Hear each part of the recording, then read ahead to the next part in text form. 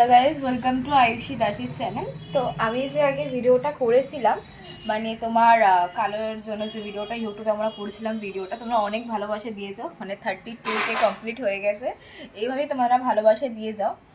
আর আমার মা তো তোমাদের হয়তো এটা শেয়ার করেছে যে আমাদের নাম তোলার ডেটটা কালকে, মানে সোমবার ফিক্স হচ্ছে।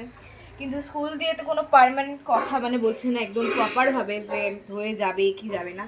যতই বলি না কেন আমার ফুড পয়জন হচ্ছে, ওর জন্য আমি পরীক্ষাটা দিতে পারিনি, তা ওরা কেউ শুনছে না। তো একবার চিঠি দিয়েছে, তারপর আবার বলছে যে আসতে হবে। তো এই সোমবারে আমাদের লাস্ট ডেট, মানে সোমবারে আমাদের নাম তুলতে হবে। নাম তুলে ওখানে চিঠিটা জমা দেবো, কারণ আমার প্রত্যেকটা বছর আমি পরীক্ষা দিই। তো আমার রোল নাম্বার 1 আর 10 মানে 5-6-এর মধ্যে থাকে। এবার রোল নাম্বারটা জানি না কততে হবে, এবার মনে হয় রোল নাম্বারটা 11-12 হতে পারে, কারণ আমাদের নামটা তোলাটা হয়তো দেরি করে হতে পারে।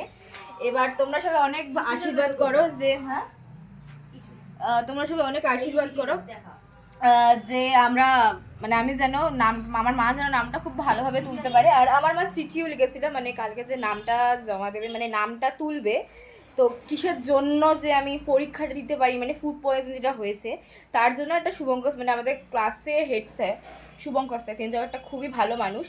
তো উনি বলেছে যে একটা চিঠি লিখে দিতে, যে চিঠির জন্য এই চিঠিটা, মানে এই চিঠিটা এর জন্য লিখেছি যে আমি ফুড পয়জনের জন্য পরীক্ষাটা দিতে পারিনি। তো চিঠিটা হচ্ছে এইটা। এক সেকেন্ড তোমাদেরকে আমি দেখাচ্ছি।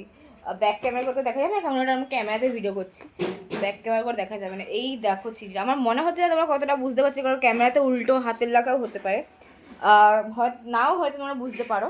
তো এটা হচ্ছে অ্যাপ্লিকেশন লেটার, যেটার জন্য আমি পরীক্ষাটা কেন দিতে পারিনি তার ইয়েটা, মানে লেটারটা। এবার কালকে হচ্ছে লাস্ট ডেট। এবার আমার মায়ের তো ভীষণ টেনশন হচ্ছে, প্লাস আমারও ভীষণ টেনশন হচ্ছে।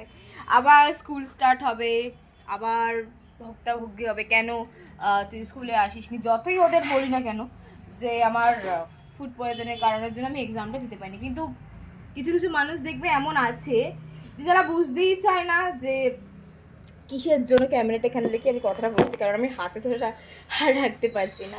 কিছু কিছু মানুষ এমন আছে যারা গায়ের রং নিয়ে বিচারটা করে। ফার্স্ট অফ অল গায়ের রংটা নিয়ে যদি বিচারটা করে, কে কালো, কে ফর্সা, কে নাটা, কে বেটে, ভাই তোরা কেরিয়ারের দিকে ফোকাস দে।